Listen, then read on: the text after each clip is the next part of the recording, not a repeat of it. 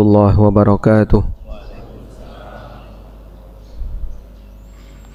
Alhamdulillah wassalatu wassalamu ala Rasulillah wa ala alihi wa sahbihi wa mawalah. Wa ashhadu an la ilaha illallah wahdahu la syarikalah wa ashhadu anna Muhammadan abduhu wa rasuluh sallallahu alaihi wa ala alihi wa sahbihi wa man tabi'al huda ila yaumil qiyamah. Alhamdulillah, puji syukur kita haturkan kehadirat Allah. Kembali di pagi ini kita melanjutkan kajian dengan membaca buku tafsir salat.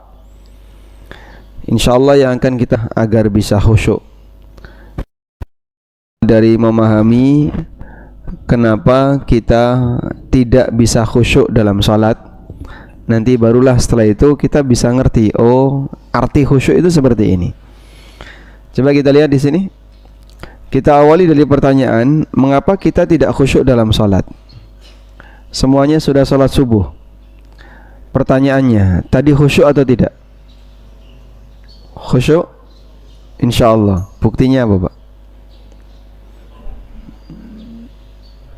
Atau tadi ada suara tangisan enggak? Enggak nangis. Oh, berarti enggak nangis. Terus apa lagi? Watuk, oh watuk. Indikator khusyuk adalah watuk. Apakah indikator khusyuk itu nangis? Tidak juga. Karena khusyuk itu amalan batin, bukan amalan lahir. Intinya saat kita sholat dan kita bisa fokus dengan apa yang kita baca atau apa yang kita dengarkan, itu salah satu poin khusyuk. Apa yang dibaca oleh imam pada rakaat yang pertama? Panjang. Surat Al-Munafikun. Di rakaat yang kedua? Surat Al-Munafikun di bagian akhir dari surat. Masya Allah. Ada yang perhatian dan ada yang wis mbok iku mau maca apa? Saelingku ya Fatihah. Imam baca Al-Fatihah, ya mesti membaca Fatihah ya. Nah, sekarang kita baca hadis berikut ini. Aisyah radhiyallahu anha pernah menceritakan, shalla Rasulullah sallallahu alaihi wasallam fi khamisatin laha a'lam. Rasulullah sallallahu alaihi wasallam pernah salat memakai baju yang baju itu ada a'lam, ada coraknya. Jadi coraknya ini bisa bentuknya lurik ya, garis-garis atau bentuk yang lain. Fa nadhara ila a'lamiha nadratan. Kemudian Nabi sallallahu alaihi wasallam sempat ngelirik ke arah coraknya tadi. Falamma sallama, begitu beliau salam, qala, beliau bersabda, idhabu bihadhil khamisah ila Abi Jaham bin Hudzaifah. Baju ini kembalikan kepada Abu Jaham bin Hudzaifah. Wa'tuni bi ambijaniyah fa innaha alhatni anifan fi salati. Dan bawakan kepadaku kain ambijaniyah. Fa innaha alhatni anifan fi salati, karena tadi coraknya baju ini sempat mengganggu salatku. Adalah kalimat Nabi sallallahu alaihi wasallam, corak di baju ini sempat mengganggu salatku. Padahal coraknya cuma lurik. Lurik sama batik lebih ramai mana, Pak? Batik. Lurik cuman garis-garis. Nah, Bapak ini memakai batik ya. Masya Allah. Tadi sholat pakai baju itu, Pak? Iya. Nah. Pertanyaannya, apakah tadi Bapak merasa terganggu dengan batik yang ada di baju Bapak? Tidak. Biasa saja ya. Nah. Subhanallah. Hanya karena lurik di baju, Rasulullah sallallahu alaihi wasallam merasa terganggu ketika sholat. sampai beliau meminta agar diberi kain polos sehingga tidak mengganggu konsentrasi beliau ketika sholat. Jadi Nabi SAW melihat aneka lurik itu terganggu. Kita nggak terganggu, Pak. Walhamdulillah. Berarti siapa yang lebih khusyuk? Nabi SAW atau kita? Jenengan misalnya sajadah ini kan sudah penuh dengan aneka ornamen, batik, sehingga saat kita sholat sajadah kita saja itu sudah banyak gambar-gambar, sudah banyak corak-corak dan seterusnya. Saya nggak merasa terganggu itu, Pak. Kenapa Nabi SAW hanya dengan melihat corat bajunya saja beliau sudah merasa terganggu? Padahal kita biasa lihat kayak gini dan tidak merasa terganggu. Apakah sholat kita lebih khusyuk daripada Nabi SAW? Tentu mustahil demikian. Manusia adalah sholat Rasulullah SAW. Ditambah lagi sajadah yang kita gelar itu penuh dengan aneka gambar. Bahkan sampai kadang kita berpikir tebak gambar. Iki ulo apa cacing, iki manuk-manuk apa. Sedang sholat kita melihat gambar itu sampai pada keadaan kita itu ingin nebak gambar. Nah, sekarang penjelasannya sebagai berikut. Kebalikannya, berkali-kali kita sholat dengan menggunakan baju batik, sajadah yang penuh gambar, masjid yang penuh ornamen ukiran, namun kita tidak merasa terganggu ketika sholat. Mengapa itu bisa terjadi? Jadi kenapa Nabi SAW terganggu ketika melihat corak? Kita tidak terganggu ketika melihat batik. Kok bisa demikian? Tentu jawabannya bukan karena sholat kita lebih khusyuk, karena dalam ini sholat Nabi SAW lebih khusyuk. Jawabannya adalah karena masalah konsentrasi. Karena masalah konsentrasi. Rasulullah SAW sangat konsentrasi ketika sedang sholat, sehingga ketika ada sesuatu yang mengganggu, beliau berusaha untuk menghindarinya. Saking konsentrasinya. Sederhananya gini, ada orang baca berita, baca koran, atau baca berita di WA atau di Facebook atau medsos yang lainnya. Baik, dia baca berita di tempat yang bising, bisa nggak? Baca berita di tempat yang bising, di kafe atau di keramaian, bisa? Bisa. Kita baca berita di tempat-tempat yang bising, bisa. Coba kalau kita ngerjain soal matematika, atau yang butuh ngitung serius, atau yang butuh mikir serius, di tempat yang bising, bisa? Agak berat ya. Makanya sampai kadang ada peringatan, harap tenang, ada ujian. Jadi kenapa ada peringatan itu? Ini orang yang ujian sedang butuh mikir, maka jangan kamu ganggu dengan kebisingan, sehingga suara-suara apapun itu bisa ganggu ketika orang sedang konsentrasi. Saat manusia melakukan hal yang ringan, hal ringan ini tidak butuh banyak konsentrasi, tidak butuh banyak konsentrasi. Nah, ketika itu suasana lingkungan tidak begitu mengganggu, sehingga di sini suasana lingkungan tidak ganggu. Anda ngobrol dengan teman Anda di kafe, di warung, atau di tempat yang rame, ini ngobrol, suara musik ada di mana-mana, kita nggak terganggu, ngobrol biasa. Tapi giliran kita sedang belajar seperti ini, andaikan ada suara musik, ada orang yang ngobrol, kita terganggu. Suruh diam, ini ada keterangan penting untuk kita dengerin. Kenapa yang ini kita terganggu, yang itu kita tidak terganggu?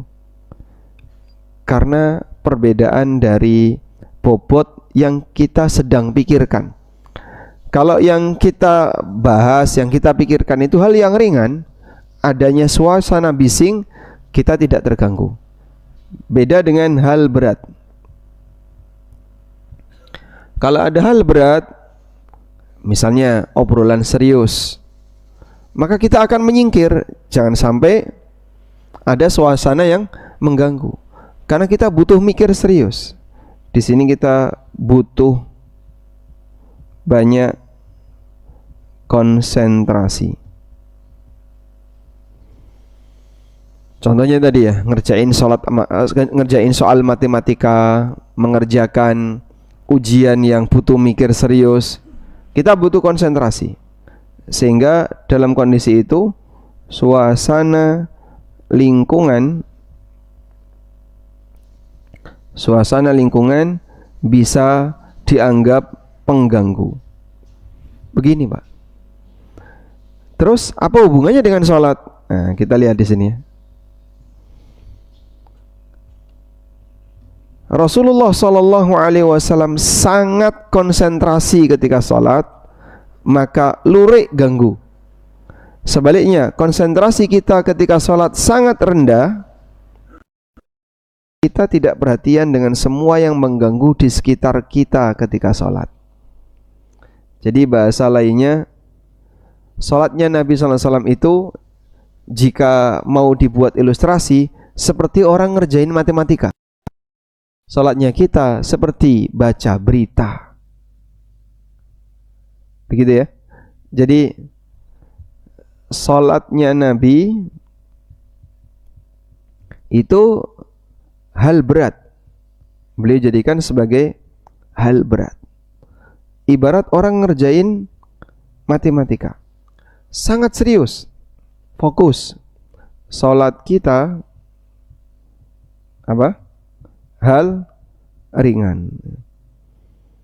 Sehingga karena kita tidak terlalu serius ketika sholat, maka saat kita sholat, kita menganggapnya sebagai hal yang ringan-ringan saja. Sehingga aneka pengganggu di sekitar kita, kita tidak merasa terganggu. Maka mau menaikkan kualitas khusyuk, berarti menaikkan tingkatan ini. Bisa nggak kamu jadikan seperti ketika kamu mengerjakan soal matematika?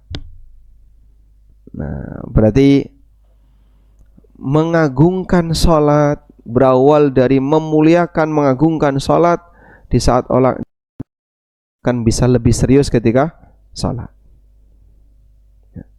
Sebagai ilustrasi, nah di sini yang tadi berkali-kali saya sebutkan. Ketika kita mengerjakan ujian matematika untuk kenaikan kelas, kita akan berusaha untuk konsentrasi. Sehingga panitia ujian akan berusaha mengkondisikan agar suasana ujian dibuat sangat tenang. Karena peserta ujian akan sangat terganggu sekalipun hanya dengan suara kendaraan. Jadi saat Anda lagi fokus tertentu, kok ada suara bising, misalnya walimahan, terus pakai sound horeg, jedak jeduk, Anda tidak akan bisa ngerjain itu dengan baik. Pindah, Anda akan pindah karena Anda butuh konsentrasi. Tapi ketika Anda merasa cuma nonton TV, ada suaranya, dan memang ada suara-suara di luar yang jedak jeduk, Anda cuma nonton TV, bagi Anda ini tidak terlalu mengganggu. Bagi saya, Anda akan biasa saja, santai, tidak merasa terganggu. Baik. Ada salah satu teman ya, dia tinggal di sebuah perumahan. Nah, perumahan itu dekat dengan masjid yang punya banyak acara. Nah, satu ketika masjid ini sedang ngadain acara, ramai sekali, corongnya keluar di waktu setelah Isya. Nah, sampai tetangga-tetangga masjid di perumahan itu pada pindah karena waktu ujian. Jadi pas itu adalah musim ujian anak-anak sekolah, itu sampai sebagian tetangga masjid itu yang tinggal di perumahan tadi pindah. Aku tak ngaleh sih, pindah ke daerah Timuhu atau mana begitu, karena dia tinggalnya di utara sini. Anak saya ujian, kena corongnya masjid tuh terganggu.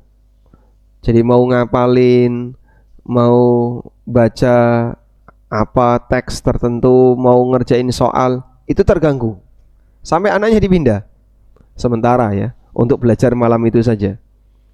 Itu contohnya. Kalau orang lagi butuh konsentrasi, ada apapun yang mengganggu di sekitarnya, itu bisa mempengaruhi konsentrasinya. Lain halnya ketika kita sedang makan di warung, dalam suasana santai sambil membaca berita, meskipun diiringi musik yang keras, saja indah, kita tidak merasa terganggu karena kita tidak sedang konsentrasi. Nah, baca berita kan nggak butuh konsentrasi ya. Salah-salah pun biasa saja. Bagi Anda yang membaca berita tidak perlu konsentrasi, berbeda ketika Anda sedang membaca soal ujian, Anda butuh konsentrasi. Karena itu, keseriusan seseorang dalam melakukan sesuatu berbanding dengannya. Semakin Anda berkonsentrasi, Anda akan semakin khusyuk dalam mengerjakannya. Sehingga ketika kita konsentrasi ketika sholat, kita akan semakin khusyuk. Dan pada waktu kita khusyuk seperti itu, nuansa yang mengganggu akan membuat konsentrasi kita jadi nggak maksimal. Sampai kita terasa terganggu dengan kain, kita terasa terganggu dengan corak yang ada di sajadah. Ya, kita akan cari sajadah yang putih atau yang warna apapun yang polos. Nah, dikasih istrinya sajadah warna pink. Loh, sajadah kok pink ini? Nanti mengingatkan apa? Loh, katanya golekno sing polos ini. Nah, yang penting kain polos. Berangkat dari ilustrasi ini, kita bisa memahami apa pengertian khusyuk dalam sholat. Berarti apa pengertian khusyuk dalam sholat? Bahwa khusyuk dalam sholat adalah menghadirkan hati ketika sedang melaksanakan sholat. Dan itulah inti dari konsentrasi.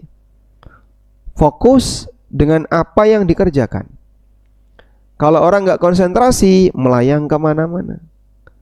Ingat, di sini ada fisik dan ada batin.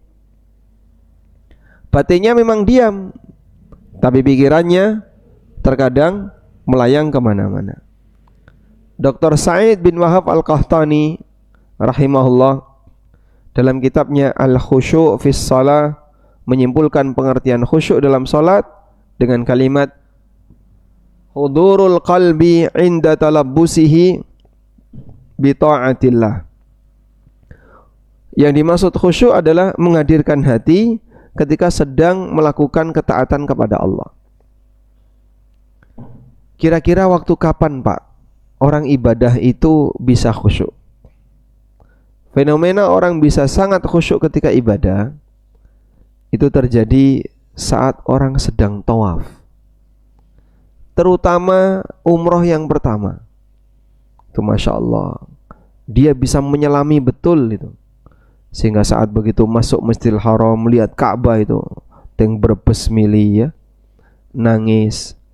Lalu dia baca doa-doa itu sambil nangis. Saat tawaf liatin Ka'bah terus, sampai kadang ketabrak depannya. Akhirnya orang seperti ini ketika si ibadah, dia bisa meresapi, dia bisa hanyut dalam perasaannya. Itulah orang yang menghadirkan hati ketika ibadah. Makanya saya tuh seneng kalau bawa jamaah kok umroh yang pertama, Masya Allah, paling nurut, paling khusyuk ketika ibadah, sehingga dikandani mantuk. Walaupun ketika di Indonesia geleng-geleng, tapi kalau sudah sampai di sana mesti dia nurut. Ketika di Indonesia mungkin nggak pernah kenal masjid, begitu di sana gimana, Pak? Nah, berusaha ngejar Hajar Aswad sehingga dia bisa dapat shaf yang dekat Ka'bah. Perjuangan untuk bisa itu kan berat. Baik. Intinya ketika orang bisa menghadirkan hatinya dalam kegiatan ibadah, berarti dia sedang khusyuk dalam ibadahnya. Sehingga khusyuk dalam sholat berarti menghadirkan hati ketika seseorang sedang melakukan sholat. Khusyuk ketika membaca Quran artinya menghadirkan hati ketika dia sedang membaca Al-Quran. Khusyuk ketika tawaf berarti menghadirkan hati ketika dia sedang tawaf, dan seterusnya. Orang yang seperti ini keadaannya, dia akan lebih fokus. Oleh karena itu, ada beberapa orang yang tidak boleh ikut jihad. Ada beberapa orang yang tidak boleh ikut jihad. Di antaranya, coba kita bukakan hadis ini ya. Barangkali ini bermanfaat.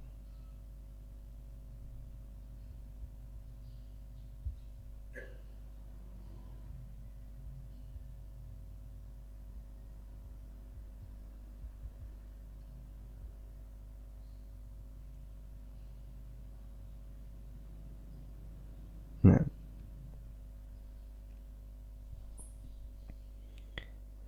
Ada seorang nabi yang bernama Yusha bin Nun, muridnya Nabi Musa alaihissalam, dan beliau yang menaklukkan Baitul Maqdis. Jadi saat beliau memimpin jihad, di mana ada kalimat ini kok angka-angka, beliau membuat pengumuman. Nabi Yusha bin Nun membuat pengumuman.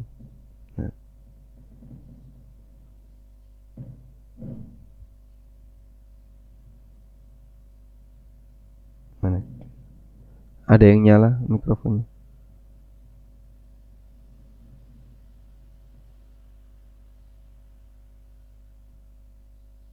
Nah, di sini. Ghaza nabiyyun minal anbiya. Ada salah satu nabi yang berperang memimpin pasukan. Faqala liqaumihi.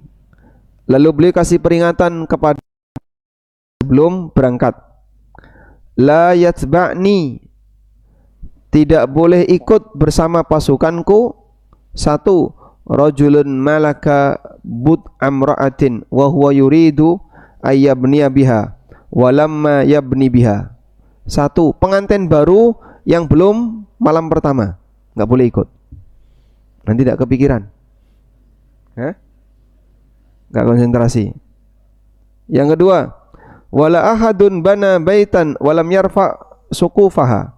Yang sudah bangun rumah baru tapi belum naikin genteng. Apa namanya kalau orang dulu? Hal terakhir itu kan naikin apa? Ulo.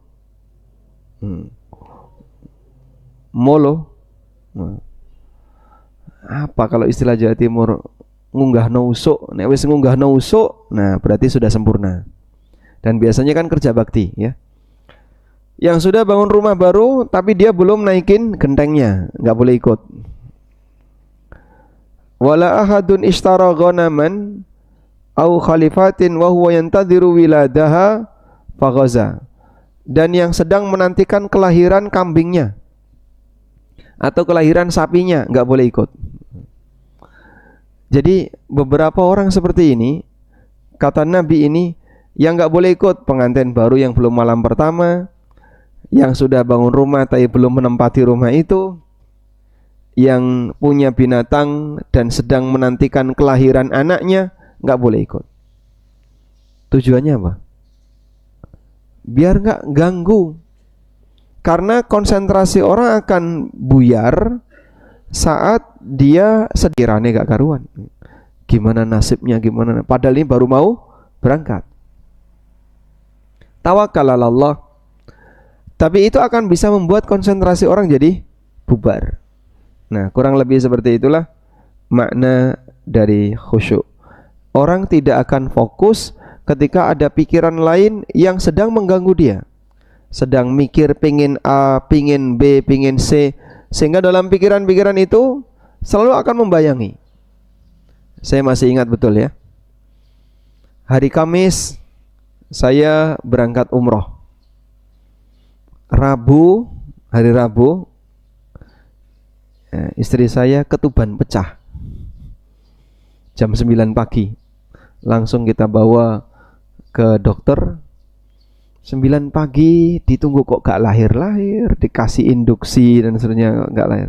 Pembukaannya gak nambah-nambah. Lahir jam berapa? Jam 12 malam. Dah, alhamdulillah lahir jam 12 malam. Besok pagi kan harus berangkat itu. Berangkat umroh. Masya Allah, sudah kepikiran itu. Ini kalau nggak lahir, saya berangkat gimana coba? Pasti akan kepikiran. Sudah, begitu lahir, alhamdulillah malam itu lahir, sempat istirahat sebentar, bar subuh berangkat. Nah, kurang lebih seperti itu. Orang akan terganggu pikirannya ketika dia sedang mikir yang lain. Tapi ketika dia tidak sedang mikir yang lain, akan lebih bisa fokus. Definisi khusyuk semacam ini yang dijelaskan oleh Ibnu Abbas radhiyallahu anhuma, di mana beliau mengatakan, "Laisa laka min salatika illa ma aqalta minha." Pahala dari salatmu hanya senilai apa yang kamu pikirkan dari salatmu. Jadi kalau kamu melayang-melayang kemana-mana, mikir wedhus arep mana, mikir kucing arep mana, mikir keluargane yang ada di rumah, mikir ini, berarti apa yang sedang dia kerjakan tidak sedang dia pikirkan. Pahalanya berkurang. Pahala yang kamu dapatkan dari salatmu hanya senilai dengan apa yang kamu pikirkan dari salatmu. Makanya jamaah, memikirkan apa yang sedang kita lakukan ketika salat, itulah kunci di mana kita bisa mendapatkan kekhusyuan. Dan dari situlah kita dinilai oleh Allah Ta'ala. Pengaruh dari khusyuk, ketika orang itu khusyuk dalam salat, dia akan berusaha tenang dan fokus terhadap semua gerakan dan bacaan dalam salat. Sehingga tadi khusyuk di sini maknanya apa? Fokus dengan atau fokus untuk konsentrasi dengan ibadah yang dikerjakan. Fokus untuk konsentrasi dengan ibadah yang dikerjakan. Baik, berarti khusyuk dalam salat, khusyuk dalam salat. Berarti gimana bentuk khusyuk dalam salat? Dia fokus dengan ibadah salatnya. Apa isi dari salat? Isi dari salat gerakan dan bacaan. Nah, berarti khusyuk terkait gerakan. Bagaimana khusyuk terkait gerakan? Orang yang khusyuk ketika bergerak, di situ ada dua keadaan. Pertama, tidak banyak bergerak di luar salat, di luar gerakan salat. Jadi misalnya berdiri sedekap, ya sedekap. Tidak garuk kanan, garuk kiri, garuk atas, garuk bawah. Tidak terlalu banyak gerak, tapi dia diam, tenang. Sehingga khusyuk gerakan makna yang pertama adalah tenang, tidak banyak bergerak. Yang kedua merenungkan gerakan yang dia lakukan. Baik. Sehingga di posisi itu dia akan berusaha untuk menyelami, kenapa saya bergerak seperti ini? Kenapa saya harus sujud? Sehingga sebagian orang ketika sujud itu nangis. Alhamdulillah masih bisa sujud. Ada jamaah yang beliau kena sakit sehingga tidak bisa ditekuk pinggangnya. selama bertahun-tahun. Setelah mungkin lebih dari 5 tahun mengalami seperti itu, yang bersangkutan sholat di atas kursi. Lalu Allah sembuhkan. Setelah sembuh, dia bisa sujud di bawah. Rasanya berapa nih, Pak? Alhamdulillah. Sujud yang paling nikmat adalah sujud yang dilakukan ketika dia sudah lama pengen sujud tapi nggak bisa sujud. Sebelumnya saya cuma bisa duduk, Mas. Sujudnya pakai isyarat, nunduk sedikit begini. Karena sujud saya nggak bisa sujud sempurna di bawah. Bisanya hanya sambil duduk. Dia mengalami itu lama sekali sampai akhirnya Allah sembuhkan, terus dia bisa kembali sujud. Masya Allah, rasanya berbesmili, pengen nangis, betapa sujud itu nikmat. Orang akan merasa sesuatu itu nikmat ketika dia kehilangan. Kalau tidak kehilangan kan biasa saja. Maka jenengan misalnya dalam kondisi sehat walafiat seperti ini, apa yang dirasakan? Sehat itu nikmat nggak, Pak? Nikmat, tapi ketika sehat rasanya biasa saja. Begitu sakit, pengen apa yang dipikirkan oleh orang ketika sakit? Dalam pikiran dia cuma satu, kapan sembuh, kapan sembuh. Kapan toh marine iki kok ora mari-mari. Aku iki lara apa kok ora mari-mari. Dalam pikiran dia seperti itu. Karena dia sedang kehilangan nikmat itu. Maka orang yang bisa merenungkan gerakan yang dia lakukan, dia akan bisa lebih khusyuk. Yang kedua adalah khusyuk dalam bacaan. Khusyuk dalam bacaan ketika sholat adalah dia baca dengan serius. Serius itu bukan otomatis. Ada nggak Pak orang yang sholat maca otomatis? Allahu Akbar, Subhana rabbiyal azim aja dibaca apa? Dibaca terlalu cepat. Zikir selesai sholat, dia baca panjang, tapi cepat. Subhanallah, subhanallah, subhanallah, subhanallah, subhanallah, subhanallah, alhamdulillah, alhamdulillah. Allahu Akbar, Allahu Akbar. Ada ketemu? Ada, Pak? Wah, Masya Allah, kencang sekali dan itu terdengar betul. Ini yang dibaca bukan Allahu Akbar, robar.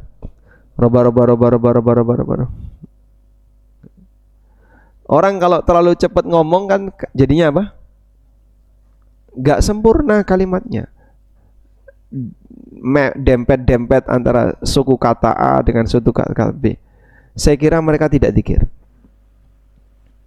Makanya kita bisa jamin ya, yang sholat 21 rakaat taraweh 7 menit peletas, 7 menit selesai. Allahu Akbar, bismillahirrahmanirrahim, dolin, amin. Yang terdengar itu cuma dolin. Bismillahirrahmanirrahim, alhamdulillah, baca alhamdulillah, dolin. Menirukan saja susah itu. Itu nggak tahu dia latihan vokal di mana sampai bisa membaca Al-Fatihah secepat itu. Allahu Akbar, Allahu Akbar, Allahu Akbar, Allahu Akbar. Assalamualaikum warahmatullahi wabarakatuh. Allahumma sholli ala Muhammad. Balik lagi kan. Yang terdengar jelas itu cuma di beberapa kata saja. Sisanya ngambang. Berarti dia tidak baca dengan serius. Allahu Akbar, subhana rabbiyal a'la, subhana rabbiyal a'la, subhana rabbiyal a'la. Subhana rabbiyal a'la itu saking cepatnya sehingga 3 kali itu cukup hanya sekali nutul bangkit. Yang kedua, makna khusyuk ketika membaca adalah merenungkan makna bacaan. Nah, merenungkan makna bacaan. Gimana Pak merenungkan makna bacaan? Kan bacaan itu pakai bahasa Arab. Apa kita harus belajar bahasa Arab sih baru bisa khusyuk dalam sholat? Ya idealnya seperti itu. Pak wes nyawang umur, sudah lihat usia yang sekian, Kayaknya kita nggak bisa untuk bahasa Arab. Nah, karena latar belakang itulah saya menulis buku tafsir salat. Berarti kita perlu mengumpulkan ini bacaan-bacaan apa saja dalam salat, kemudian dikasih tafsir. Maka jamaah yang tidak bisa bahasa Arab, Anda tidak harus mengawali belajar bahasa Arab kalau ingin khusyuk dalam salat. Cukup silahkan baca tafsir salat, fokus di bacaan-bacaan dalam salat. Nah, insya Allah nanti kita akan menyelami itu. Sehingga nanti Allahu Akbar itu maknanya apa? Kita membaca doa iftitah, Allahu Akbar kabira walhamdulillahi katsira, itu maknanya apa? Kita membaca doa iftitah, Allahumma ba'id baini wa baina khataayaya kama ba'adta bainal masyriqi wal maghrib, maknanya apa? Ada kandungan makna apa saja di situ? Nanti insya Allah akan kita detailkan di bagian isi buku. Jadi berangkat dari latar belakang, kita harus fokus, lalu konsentrasi ketika sholat yang harus kita pikirkan, kemudian setelah itu kita tafsirkan isi dari sholat. Sehingga nanti akan ada pembahasan renungkan makna bacaan, renungan gerakan-gerakan dalam sholat. Wallahu ta'ala alam. Demikian yang bisa kita bahas ya. Belum bunyi Pak? Belum, tidak apa-apa ya. Karena macam-macam khusyuk dalam salat, insya Allah nanti kita bahas di pertemuan berikutnya biar lebih maksimal. Wassallallahu ala nabiyyina Muhammadin wa ala alihi wa sahbihi wasallam. Baik, silakan jika ada yang mau disampaikan. Nah, silakan Pak.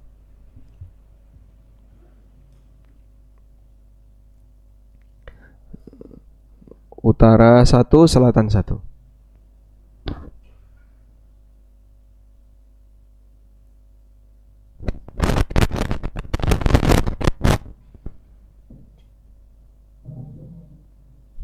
Waalaikumsalam warahmatullahi wabarakatuh.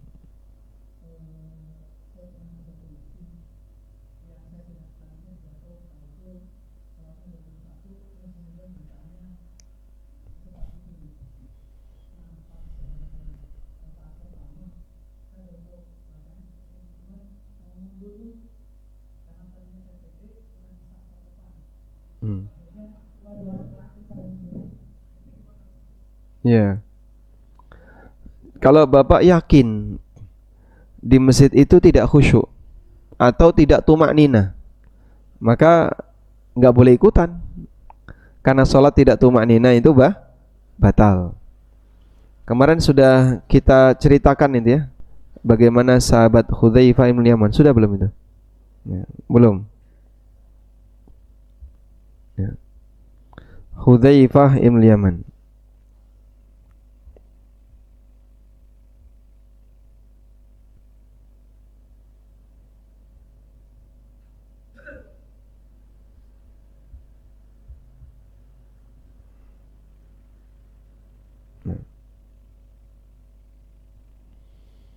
Ini hadisnya.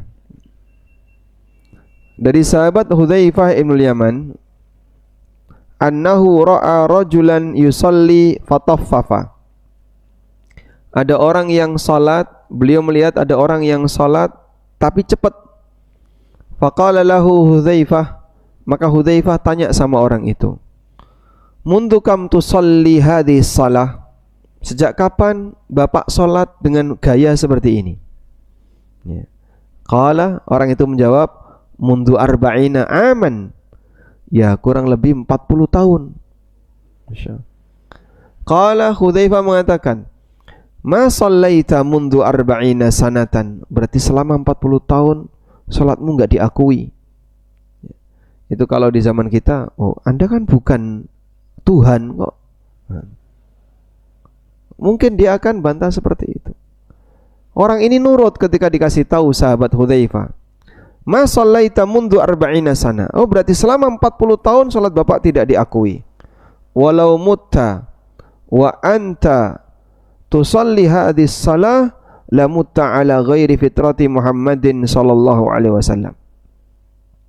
Kalau sampai Anda mati Sementara nasib sholat Anda seperti ini, Anda mati tidak berada di atas ajaran Nabi Muhammad SAW. Tsumma qala, kemudian beliau mengatakan, inna rajula la yukhaffifu wa yutimmu wa yahsun. Ada orang yang sholatnya ringan tapi tetap dia sempurnakan, sehingga rukuknya ya rukuk sempurna, baca subhana rabbiyal azim sekali baru sami Allahu liman hamidah. Ini rukuk belum landing sudah naik, baru begini sudah sami Allahu liman hamidah. Sujud itu Pak kadang belum nyentuh ini Pak, dia belum nyentuh sudah naik. Ya ini enggak sujud. Karena kan sujud itu anggota sujud harus betul-betul nyentuh di tanah. Nah, ketika Bapak menjumpai seperti itu tidak sengaja, kok sholatnya cepat, tidak tumakninah, maka silahkan meninggalkan tempat. Karena nanti kita jadi ikut batal sholatnya. Sehingga fenomena sholat yang rusak itu sudah ada sejak zaman Nabi SAW, di zaman sahabat, dan sekarang berulang. Sejarah berulang, pelakunya yang beda. Maka kita nggak boleh ikut-ikutan yang seperti itu. Wallahu a'lam. Baik, silakan yang selatan, pakai mikrofon selatan.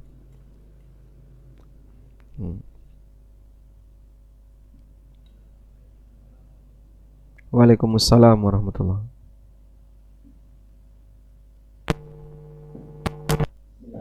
Assalamualaikum warahmatullahi wabarakatuh. Ustadz, saya ingin tanya konfirmasi tentang hadis faedah sholat berjamaah. Ada yang pernah saya dengar kalau sholat berjamaah itu pahalanya itu ditanggung oleh sholat yang paling khusyuk di jamaah tersebut. Jadi kalau orang yang pikirannya gambiar, itu bisa jadi pahalanya disamakan dengan orang yang khusyuk di dalam sholat jemaah tersebut. Mohon konfirmasi mengenai hadis tersebut, Pak Ustaz. Terima kasih. Assalamualaikum warahmatullahi wabarakatuh. Waalaikumsalam warahmatullahi wabarakatuh. Ini seperti kemarin kayaknya sudah. Kemarin sudah ada pertanyaan seperti ini. Betul nggak dalam kegiatan sholat jamaah itu nanti akan ditanting, ya, dikatrol oleh orang yang sholatnya paling khusyuk di masjid itu?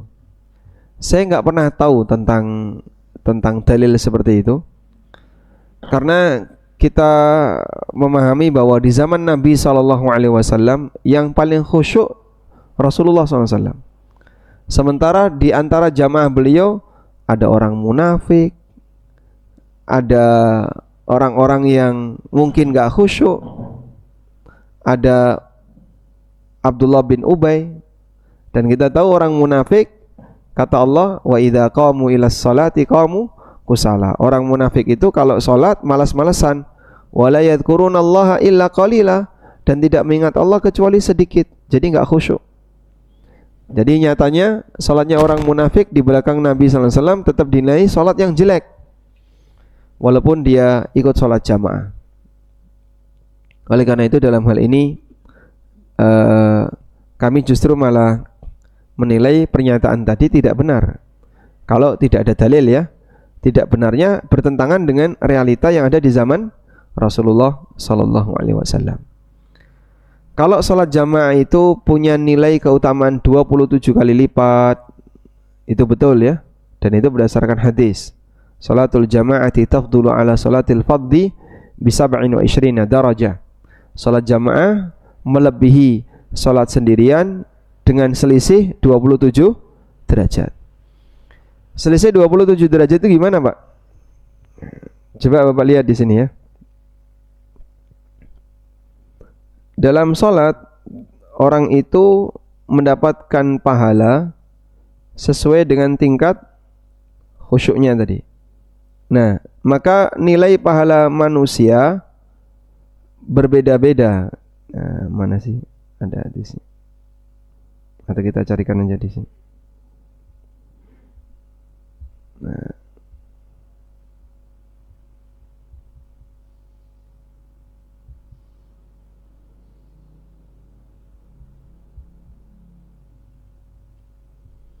Nah, ini hadisnya. Innal abda la yusallis salata ma yuktabu lahu minha. Ada orang yang mengerjakan salat, begitu selesai salat pahala yang dia dapatkan usyruha, tus'uha, thumunuha, subu'uha, yang dia dapatkan cuman 1/10-nya, 1/9-nya, 1/8, 1/7, 1/6, 1/5, 1/4, 1/3, setengahnya. Jadi dia dapat berapa Pak? 1/sekian. Bapak tadi sholat subuh dapat pahala berapa? Ada yang 1/100, ada yang 1/1000, tergantung dari kualitas sholatnya. Nah, kalau pahala 1/10 karena jamaah dikalikan 27, jadi 27/10. Tapi kalau sholat sendirian 1/10 saja, bedanya jauh sekali. Makanya sangat disayangkan kalau orang itu sholat sendirian gak berjamaah, itu sayang sekali. Padahal sama-sama sholat, tapi kan malas bagi sebagian orang yang tidak punya kesungguhan untuk menjaga sholat. Saya sibuk, mohon maaf gak bisa jamaah. Rumang samu sing jamaah pengangguran. Coba yang jamaah, yang pengangguran angkat tangan. Karena yang nggak jamaah sok sibuk. Apakah yang jamaah itu pengangguran? Oh mereka, pensiunan, alhamdulillah. Tapi bukan pengangguran kan? Alhamdulillah. Ya. Jadi menjaga jamaah bukan berarti kita nganggur. Selanjutnya silakan. Waalaikumsalam warahmatullahi wabarakatuh. Ini mengenai khusyuk Ustaz. Jadi hubungannya khusyuk kemudian dengan hubungan dengan keadaan di masjid pada umumnya. Padahal ada istilahnya, kita kan mestinya ittiba, itu ittiba Nabi. Kemudian ada ilustrasi, kalau barangmu hilang carilah waktu sholat. Ini ilustrasi. Di masjid ini, mudah-mudahan di masjid yang lain enggak, ini ada khilafiyah antara ngajak anak di masjid dengan mengganggu konsentrasi. Sampai hari ini pun masih kadang malah yang punya pendapat itu malah dalam waktu pelaksanaan sholat kandhani kok ben kok yang terjadi seperti itu. Makanya istilahnya yang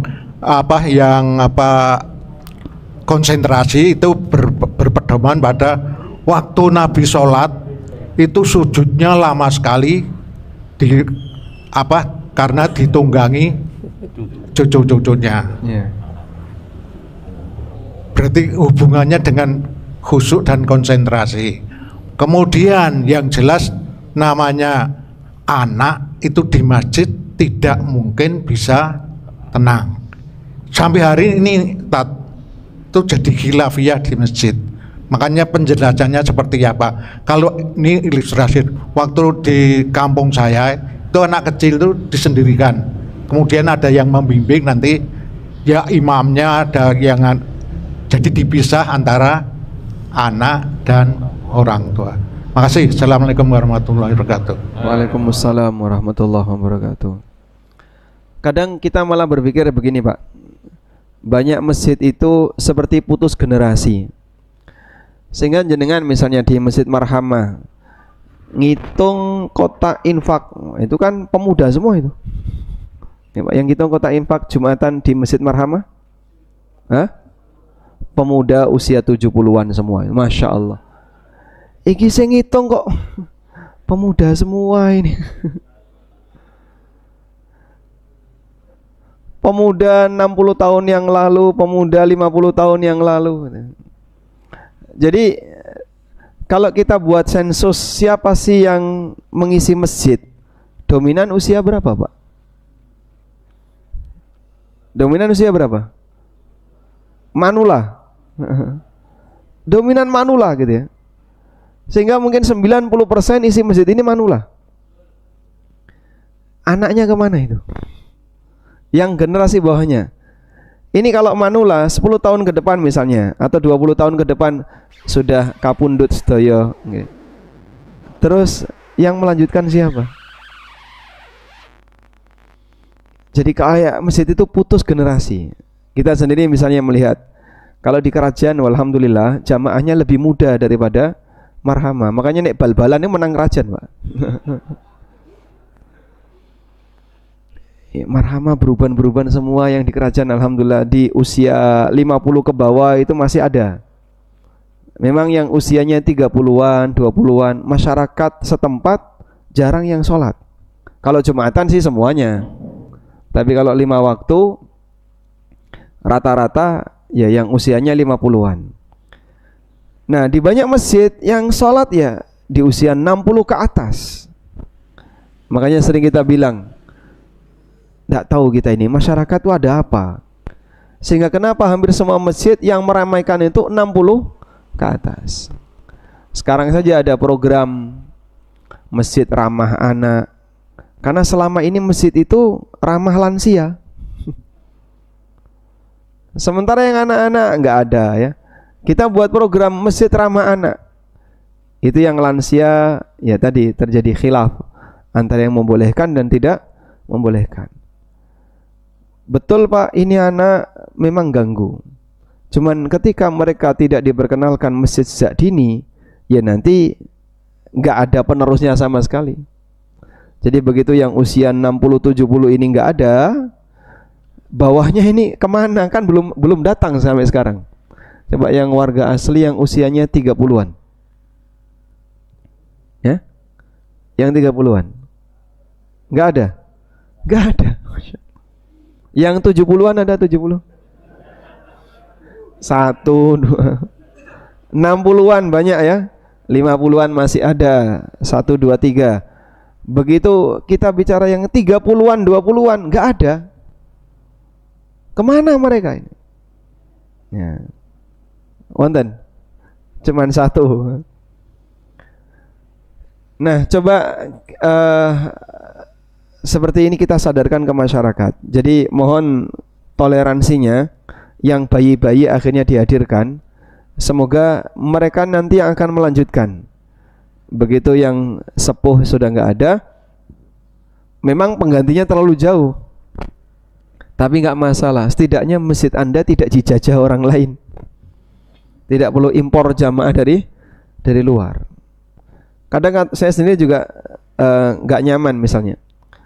Ada sebagian jamaah nggak mau saya datang. Kenapa? Jamaahnya banyak dari luar. Loh itu kan masjid kampung Bapak. Iya, tapi yang datang pada orang luar semua. Emang salahnya apa kalau orang lain memakai? Kan enggak ada masalah. Cuman kadang sebagian orang risih kalau ada orang luar pakai. Alhamdulillah Pak, Bapak ikut wakaf di masjid itu dipakai masyarakat. Seharusnya kan kita merasa alhamdulillah wakaf saya kepakai dengan baik. Kalau cuma ngandalin warga yang datang cuma 4 soft, alhamdulillah 4 soft masih banyak. Kalau ngandalin warga saja mungkin cuma 2 soft, 3 soft. Ketika ada orang luar datang, wah sampai 5 soft. Yang datang lebih ramai. Warga setempat tidak harus merasa apa? Tersisihkan karena ada banyak orang luar yang berdatangan. Kerajaan waktu peresmian kita umumkan, ini mau dijadikan masjid kampung atau masjid nasional? Masjid nasional. Kalau masjid nasional kita buat program yang membuka semua bisa datang. Ya alhamdulillah akhirnya kita adakan kajian-kajian umum. Dulu sempat ramai sekali ya. Waktu Ustadz Syafiq datang kan sampai 3.000 orang yang datang. Ya cuman butuh kerja lebih. Seperti Masjid Jogokarian itu masjid nasional sudah. Masjid di Sragen itu masjid nasional. Kalau masjid kampung ya hanya masyarakat lokal saja yang datang. Tapi kalau masjid ini mau masjid, saya pengen masjid kelas provinsi, sehingga orang dari luar pun datang ke sini ke masjid saya. Berarti buat acara yang membuat mereka mau datang. Kalau masjid kampung ya diam saja, insya Allah yang datang orang kampung. 4 orang, 5 orang gitu. Begitu Bapak? Baik. Nah, itu orang tuanya atau takmir, karena salah pahamnya di sini. Saya sampai untuk wong tuane piye to? Ini mohon penjelasan, jadi nanti biar clear, kita nggak ada istilahnya ya kekhusyuan kita dalam sholat di masjid. Makasih. ya. Jadi mereka tetap dijaga, dikondisikan agar tidak ganggu, walaupun namanya anak Pak ya, nggak akan bisa tenang. Secara sederhana ini tambahan waktu ya, bagi jadi dua saja.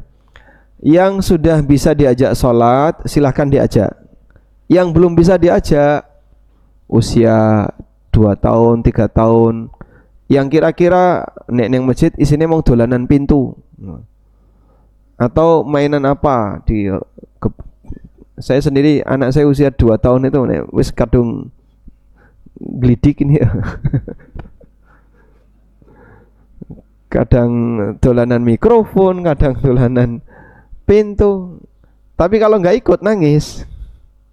Ya, begitu kita berangkat ke masjid, dia melihat kok nggak diajak, nangis dia. Tapi kalau sudah sampai di musola, ya masya Allah ganggu. Nah, dituturi ya iso. Nah, kalau yang belum bisa diajak sholat, sebaiknya nggak usah diajak. Yang sudah bisa diajak sholat, silahkan diajak. Yang sudah SD, TK sudah bisa belum? TK sudah bisa ya. Umur 5 tahun itu sudah bisa diajak anteng. Nah yang umur 5 tahun ke atas silahkan. Jadi yang di bawah itu sebaiknya di rumah saja, biar tidak terlalu ganggu. Baik. Wallahu alam. Wassallallahu ala nabiyyina Muhammadin wa ala alihi wa sahbihi wasallam. Wa akhiru da'wana alhamdulillahi rabbil alamin. Wassalamualaikum warahmatullahi wabarakatuh.